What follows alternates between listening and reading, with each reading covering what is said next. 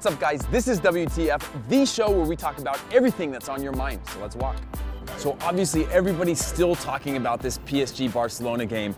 And this question is this best comeback ever or the best robbery ever? I don't think it's the best robbery or best comeback ever, but this is about the comeback. 6 goals in the second leg. PSG, you were up 4-0. I'm wearing my PSG hat, by the way, as a tribute to the fallen soldiers because they choked. And I know there was penalties and it's a little bit controversial, but they were still penalties after all, and you still just had to manage the lead, and you didn't do that. Next one says, why is Unai Emery the PSG manager? He's a Europa League winning manager, not a Champions League one. I mean, that's a little bit harsh. He's won the Europa League. If that doesn't qualify you to be taking over a top club like PSG, who isn't even a Champions League winner in the first place, then I don't know what is. I think he's the perfect manager for the job. Yes, he mismanaged that, but that's also on the players, man. 4-0 and you choke like that. Another one says, choked by PSG, the players let down the manager. The manager also shouldn't have changed the lineup. Of course, he shouldn't have changed the lineup, but it's kind of funny that one's saying this is the manager's fault and the other one's saying it's the player's fault. At the end of the day, the whole organization failed. They were up 4-0, they gave up 6 goals in the second leg when they had that away goal,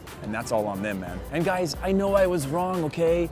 Told you so, Barca for the win, told you, pin me, I get it, I was wrong, you were right. I hope you bet on that game because you would have won a lot of money probably. And this one says, and you said Barcelona have a 0 chance to go through. I get that, I was wrong. They did have a 0% chance, but that was 0% to me. Obviously, they knew they had a 100% chance. I can't control that environment. I did say if they got that away goal, though, that it would be over. I didn't think that they'd actually score 6 goals. I didn't think that PSG would flop in the way that they did. So it's sort of my fault, but it's also sort of your guys' fault for attacking me on this one. And then finally, is it a bigger comeback for Liverpool against AC Milan or Barcelona against PSG? Look, this is all Liverpool. That's a Champions League final. Yes, this is a knockout round, and it was a huge comeback. They were down 4-0 and they won 6-1. Now they're on to the next round. But Liverpool in the Champions League final, down 3-0 to win on penalties, that's an incredible feat, and I don't think we'll ever see something like that again in our lifetime. So we put it out into the social universe that there's a rumor that Zlatan has been offered a contract by the LA Galaxy to come to MLS to finish off his career, and it's rumored to be the biggest contract in the history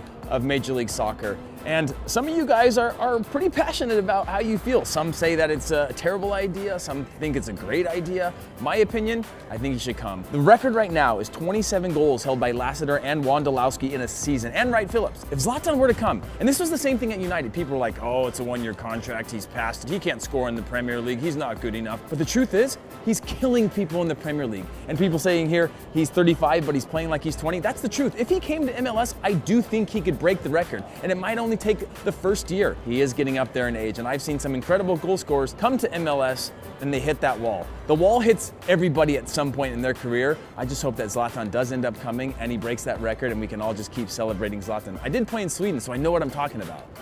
So, of course, one of my favorites, a fan wants to talk Tottenham. To be fair, this time of year, I'm actually more happy to talk Tottenham than Arsenal. They're going to be playing in Wembley for at least most of their season next year, and what's it going to take for them to win a championship? Well, they're going to need 2 Harry Kanes. I don't know if you know this, but I think Wembley has hired and fired more pitch managers than any other actual coaching manager in the Premier League. So if that pitch goes to shit, the team goes to shit, but they don't have the players, they don't have the depth, they don't have the money. They will be competitive, but this could be a rebuild year because they're not in their stadium, and they fall short every year. Us Arsenal fans know that. We suffer, but you guys suffer more. Don't you get that? Here's a fun one. Who do I think is the most promising team for the future and why? Well, I try to avoid saying who the most promising team for the future is because usually those are the teams that have all the young stars. That's your Dortmunds, that's your Monacos. But those are also clubs that tend to sell their players when they're at their peak value. Naturally, if you're gonna get 60 million for Mbappe Lofton, you're gonna sell him. And then that changes the dynamic of the team, and then maybe they're not a promising team anymore. I mean, we haven't heard much from Monaco prior to this year. Okay, they were decent last year, but go back a few years, they didn't have those players. Dortmund have ebbs and flows when they have the top players, and then when they're kind of rebuilding, they're not gonna win a championship this year. They might finish 3rd, but they do have some young talent. So I try to avoid that, but if I were to say those two, I'd say Dortmund and Monaco. This one is also good. Who do I have winning the Confederations Cup? I'd like to see Mexico win it because I'm all about building up football in our region. I know that they're a competitor with the US, I know they're a rival, but if they can win Confederations Cup and we can compete against them, it naturally adds quality and credibility to what we do here in North America. Or we could go with Chile because they've just seemed to beat everybody in all these big tournaments now. So either one of those two, and I'm happy. Some good ones about my career. And let me remind you, little punks that always give me shit for not knowing what I'm talking about, I did actually play. I played in the Bundesliga, I played for the national team, I played in MLS. Not that that means anything, that doesn't mean you know particularly more about the game, but I did play, so say it to my face. I'm just kidding. But there's a few questions that I want to answer for you guys. Heath, how did you go from college in Portland to the Danish First Division? That's actually a really long story, so I'll keep it short. I sent 300 emails or more out to every agent I could find on the internet. Only one responded.